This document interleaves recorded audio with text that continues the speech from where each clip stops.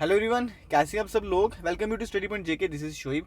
Guys, मैं आपको बता दूं, जेके एसएसबी की तरफ से कल एक इंपॉर्टेंट नोटिस रिलीज होता है जिसमें जेके एसएसबी कुछ इंस्ट्रक्शंस को मेंशन करती है कि जब आप अपना एप्लीकेशन फॉर्म को फिल करोगे तो इन इंस्ट्रक्शंस का आपने ध्यान रखना है। यहाँ पे चीज़ें मैं आपके सामने अच्छे से क्लियर करने की कोशिश करूंगा। अगर किसी को कोई भी डाउट हुआ तो यहाँ पे इस वीडियो से आपको वो क्लियर हो जाएगा, तो वीडियो एंड तक देखें। और अगर आप इस चैनल पे नहीं तो प्लीज़ आप इस चैनल को सब्सक्राइब कर ले ताकि हमारे एंड से जो भी इस तरह की वीडियोस आएंगी उसका आपको नोटिफिकेशन मिल जाए।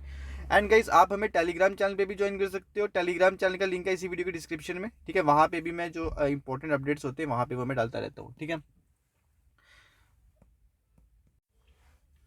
तो अब यहाँ पे देखते हैं क्या यहाँ मेंशन किया हुआ है इंपॉर्टेंट। तो ठीक है, जैसे आप सब्जेक्ट में रीड कर पा रहे हो इंस्ट्रक्शन से कि आप जब अपने एप्लीकेशन फॉर्म को फिल करोगे सुपरवाइजर पोस्ट के लिए, जो आपकी वैकेंसी है सोशल वेलफेयर डिपार्टमेंट में, ठीक है, टोटल कितनी है 201 पोस्ट, ठीक है। तो आपने क्या करना है, फॉलोइंग इंस्ट्रक्शंस का ध्यान रखना है। तो वो क्या इंस्ट्रक्शंस है मैं अभी आपको बताऊंगा। और आप अपने एप्लीकेशन फॉर्म कब से लगा सकते हो, 15/12/2023 से लेकर 14/1/2024 के बीच बीच में, ठीक है। उसके बाद बात करें यहाँ पे फर्स्ट पे क्या मेंशन किया गया हुआ है, मैं आपके सामने सिंपल बस बताऊंगा यहाँ पे क्या इंपॉर्टेंट है, आपने इन चीज़ों का ध्यान रखना है, ठीक है। इसको अननेसेसरीली रीड करने की ज़्यादा डेप्थ में ज़रूरत नहीं है, जहाँ पे हुई मैं आपको बताऊंगा, ठीक है। देखें यहाँ पे सबसे पहले यहाँ पे मेंशन किया गया हुआ है कि आप क्या करें, आप जेकेएसएसबी की ऑफिशियल वेबसाइट पे जाएं, उसके बाद लॉगिन बटन पे जाएं। लॉगिन बटन पे जाने के बाद आप अपने email ID and mobile number को वहाँ पे रजिस्टर करें, ठीक है। उसके बाद इनको वेरीफाई करवाएं बाय यूजिंग ओटीपी, ठीक है। वेरीफाई करवा दिया, उसके बाद आप क्या करें, आप जाएं अप्लाई बटन पे। जब आप अप्लाई बटन पे जाओगे उसके बाद आपने डिफरेंट डिफरेंट कॉलम्स में अपनी करेक्ट इन्फॉर्मेशन को आपने फिल करना है। फिल करने के बाद लास्ट पे आपने क्या करना है, सेव एंड कंटिन्यू, ठीक है। चीज़ें अच्छे से क्लियर हो रही हैं।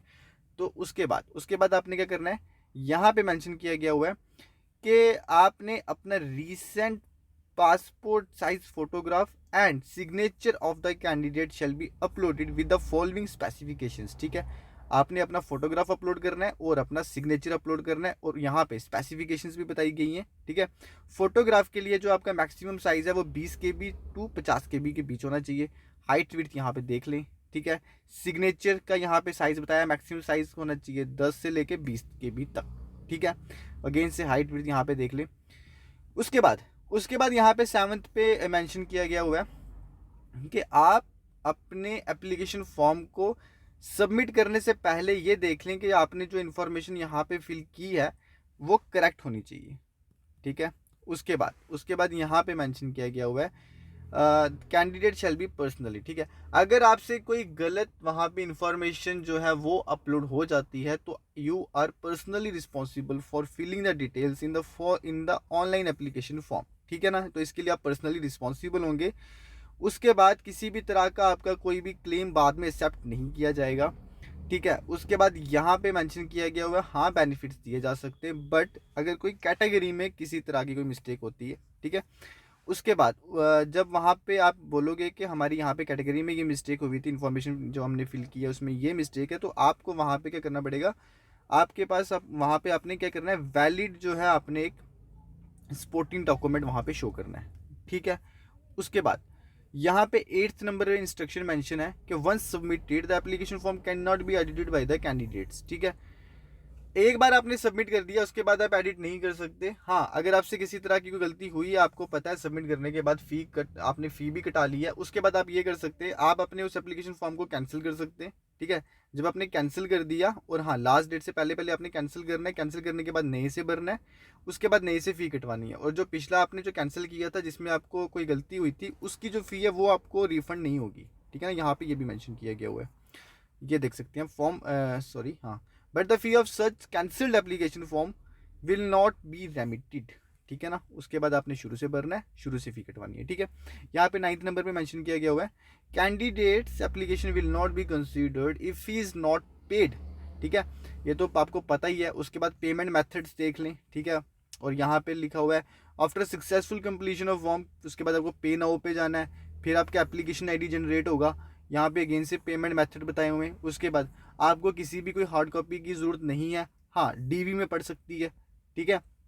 उसके बाद यहाँ पे 11th पे मेंशन किया गया हुआ है जो पेमेंट है वो 14/1/2023 के बाद जो है वो एक्सेप्ट नहीं की जाएगी, ये तो अंडरस्टूड है, ठीक है। लास्ट डेट के बाद आप पेमेंट कैसे ही कटवाओगे। उसके बाद यहाँ पे 12th नंबर पे मेंशन किया गया हुआ है, अगर आपको किसी भी तरह की कोई डिफिकल्टी आती है तो आप क्या करेंगे, आप इस ईमेल एड्रेस पे जाके अपनी जो है वहाँ पे बताएंगे प्रॉब्लम, ठीक है। यहाँ से आप क्लैरिफिकेशन ले सकते हैं, और कोई माध्यम नहीं है जहाँ से आपको क्लैरिफिकेशन मिलेगा, ठीक है। हाँ, किसी तरह की कोई प्रॉब्लम आ रही है, यहाँ पे आपको जो है वो बताया गया हुआ है कि आप यहाँ पे आके अपना ग्रीवियंस सबमिशन कर सकते हो, ठीक है। उसके बाद यहाँ पे बस इतनी इंस्ट्रक्शंस थी। तो गाइज आपको मैं बता दूँ, देखो आपने क्या करना है, आपने इन इंस्ट्रक्शंस को अच्छे से फॉलो करना है। क्यों? क्योंकि देखो मैक्सिमम कैंडिडेट्स क्या करते हैं कि वो किसी को बोल देते हैं, कंप्यूटर वाले को, जो भी कोई होगा उनका फ्रेंड, ठीक है, कि आपने क्या करना है, हमने आपको डिटेल्स सेंड कर दी है, आप हमारा एप्लीकेशन फॉर्म को फिल कर देना, और साथ में नहीं बैठते, ठीक है। अब उस पर लोड ऑलरेडी बहुत होता है, उसने और भी एप्लीकेशन फॉर्म फिल करने होते हैं, तो हाई रिस्क रहता है कि वहाँ पे उससे एप्लीकेशन फॉर्म फिल करते वक्त कोई मिस्टेक हो जाए, ठीक है।